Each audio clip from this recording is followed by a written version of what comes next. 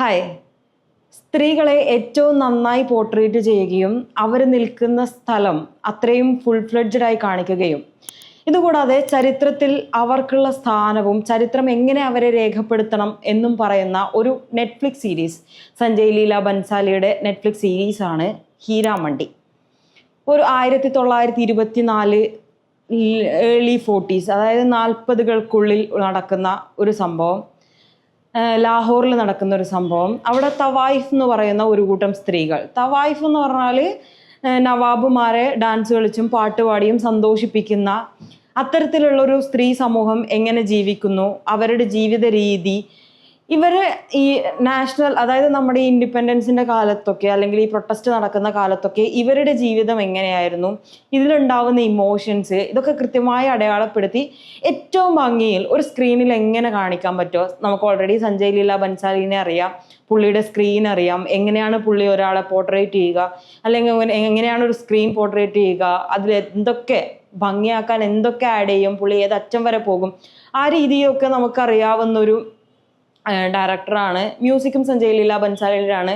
മ്യൂസിക്കിൻ്റെ കാര്യം നമുക്ക് എടുത്തു പറയേണ്ടതുണ്ട്. അതായത് പഴയ ഒരുപാട് പാട്ടുകളെ വളരെ ഭംഗിയിലാക്കി അടിപൊളിയാക്കി നമുക്ക് പിന്നെയും പിന്നെയും ഇത് കേട്ടോണ്ടിരിക്കാൻ തോന്നും, പിന്നെയും പിന്നെയും ഇവരുടെ ഡാൻസ് കണ്ടുകൊണ്ടിരിക്കാൻ തോന്നും.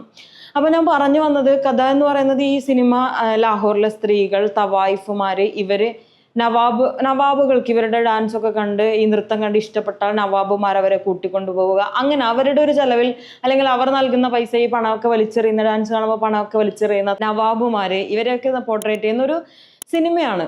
ഈ സിനിമയുടെ ഏറ്റവും ബേസ് ആയിട്ടുള്ള കണ്ടന്റ് എന്ന് പറയുന്നത് ഈ നാഷണലിസവും അതൊക്കെ തന്നെയാണ്. അപ്പോൾ എങ്ങനെയാണ് ഈ സ്ത്രീകൾ നാഷണൽ ഇൻഡിപെൻഡൻസ് മൂവിലൊക്കെ പങ്കെടുത്തത്, ഇതിൽ നാഷണലിസം മാത്രമല്ല, നമുക്ക് കുറേ ഇമോഷൻസ് ഒരുമിച്ച് കൊണ്ടുവന്ന് അടിച്ച് തന്നിട്ട് ഇതെങ്ങോട്ട് പോകും, നമ്മുടെ ശത്രുവിനെ അല്ലെങ്കിൽ നമുക്ക് ഇഷ്ടപ്പെടാത്ത ഒരാളൊരു പ്രതിനായകനെ, നായികയെ ഏറ്റവും ഹയസ്റ്റ് ലെവലിലേക്ക് അവരുടെ വിജയത്തെ എത്തിക്കുകയും ഇവിടുന്ന് നമുക്ക് രക്ഷയില്ല എന്ന് തോന്നുകയും ചെയ്യുന്ന ഒരു കൗതുകം അല്ലെങ്കിൽ ഒരു ആങ്സൈറ്റി നമുക്ക് ഉണ്ടാക്കി തരികയും അവിടുന്ന് ചെറിയൊരു സമാധാനം നമുക്ക് തന്ന് ഇത് മുന്നോട്ട് പോയിക്കൊണ്ടിരിക്കുന്ന അങ്ങനെ പോകുന്നതാണ്. അതായത് ഓപ്പോസിറ്റുള്ള ആൾക്ക് ഏറ്റവും എക്സ്ട്രീമായ വിജയം നൽകുന്നുണ്ട്. ആ സമയത്ത് നമുക്കുണ്ടാവുന്ന ടെൻഷൻ, ഇവരെങ്ങനെ ഇത് കോപ്പപ്പ് ചെയ്ത് പോകും, ഇതൊക്കെ ആലോചിച്ച് നമ്മൾ എക്സൈറ്റ്മെന്റോട് കൂടി നോക്കുന്ന ഒരു സിനിമ. അപ്പോൾ ആ ഒരു രീതിയിലാണ് ഈ സിനിമയെ പോർട്രേറ്റ് ചെയ്തിട്ടുള്ളത്. ഏറ്റവും കൂടുതൽ സ്ത്രീ കഥാപാത്രങ്ങളാണ്. നമുക്കറിയാം ഗംഗൂബായ് പോലെയുള്ള ആ സിനിമയിലോ പത്മാവത് പോലെയുള്ള ഫ്രെയിമുകൾ ഒരുപാട് ഇതിലുണ്ട്. സോനാക്ഷി, മനീഷ, അതിഥി റോയ്, പിന്നെ ഷർമൽ സെഹ്ഗൽ, അങ്ങനെ എന്തോ ആണ് അവരുടെ പേര്. അത് സഞ്ജയ് ലീല ബൻസാലിയുടെ നീസായിട്ട് വരുന്ന കുട്ടി. ഇവരൊക്കെയാണ് ഇതിലെ പ്രധാന കഥാപാത്രങ്ങളായി എത്തുന്നുള്ളത്. പുരുഷ കഥാപാത്രങ്ങളുണ്ട്, പക്ഷെ അവർക്ക് വലിയ റോളുകളൊന്നുമില്ല. ഈ പ്രധാന കഥാപാത്രത്തിന്റെ കാമുകനായി വരുന്ന ഒരു നവാബ് ഉണ്ട്. അയാള് ഇൻഡിപെൻഡൻസിന് വേണ്ടി ചെയ്യുന്ന കാര്യങ്ങൾ, ഇതൊക്കെ നമുക്ക് ഭയങ്കര ഭംഗിയിൽ 8 എപ്പിസോഡുകളാണുള്ളത്. ഒരു എപ്പിസോഡ് 1 മണിക്കൂറുണ്ട്. പക്ഷെ സമയം പോകുന്നത് അറിയാതെ നമ്മൾ തുടരെ വാച്ച് ചെയ്ത് നമുക്ക് ഭയങ്കര ഇഷ്ടപ്പെടുന്ന തരത്തിൽ തന്നെ ഈ സിനിമേനെ മുന്നോട്ട് കൊണ്ടുപോയിട്ടുണ്ട്. ഈ ഒരു കാലഘട്ടത്തെ ഇത്രയും ഭംഗിയായി അവതരിപ്പിക്കാൻ, അതായത് സ്ത്രീകളെ ഇത്രയും ഭംഗിയായി അവതരിപ്പിക്കാൻ ഫുൾ ക്രൂ എടുത്ത ഒരു എഫേർട്ട്, അത് നമുക്ക് പറയാൻ വാക്കുകളില്ല എന്ന് പറയില്ല. അത് ആ സ്ക്രീനിൽ തന്നെ കാണണം. നമ്മളിപ്പം വലിയ വിഷ്വൽ അടിപൊളിയായിട്ടുള്ള സിനിമകളൊക്കെ തിയേറ്ററിൽ പോയിരുന്ന് കാണണം എന്നുള്ള ഒരു മൂഡൊക്കെ അങ്ങനെയൊക്കെ പറയുന്ന ഒരാൾക്കാരാണ് നമ്മൾ.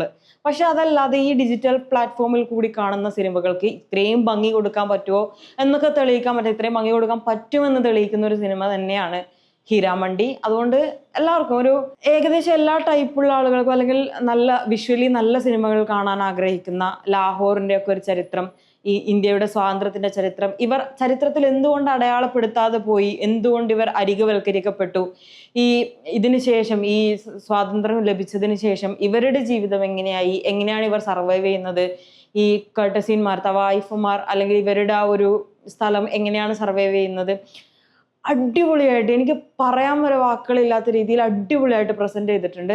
അതുകൊണ്ട് ഏകദേശം സിനിമാ പ്രേമികളൊക്കെ ഇരുന്ന് കാണണമെന്ന് ഞാൻ ആഗ്രഹിക്കുന്ന ഒരു സിനിമയാണ്, ഞാൻ സജസ്റ്റ് ചെയ്യുന്ന ഒരു സിനിമയാണ്. അതുകൊണ്ട് എല്ലാവരും ഈ സിനിമ മാക്സിമം കാണുക. നെറ്റ്ഫ്ലിക്സിലുണ്ട്. അപ്പോൾ കൂടുതൽ സിനിമാ വിശേഷങ്ങളായിട്ട് വീണ്ടും കാണുന്നവരെ ബൈ.